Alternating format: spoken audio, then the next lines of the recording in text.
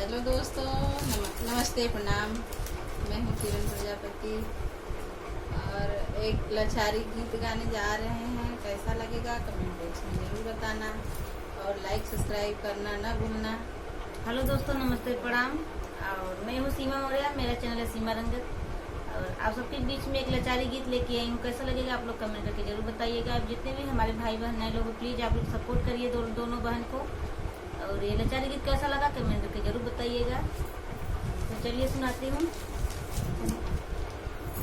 गिर गईले सोनावा के बाली, ना मिलले स्वामी।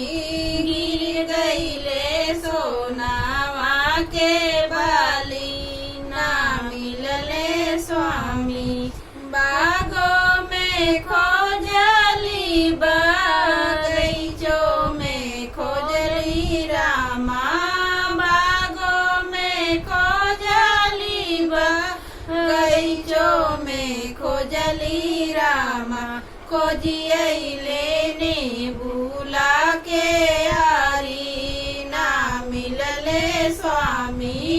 खोजियले ने बुला के यारी, ना मिलले स्वामी। गिर गईले सोनावा के बाली, ना मिलले स्वामी। गिर गईले सोनावा के बाली, ना मिलले स्वामी। जगतों पर खोज रही जगतियों में खोजली रामा।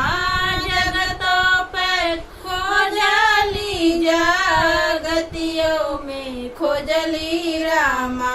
खोजियले कुआं ना के यारी, ना मिलले स्वामी।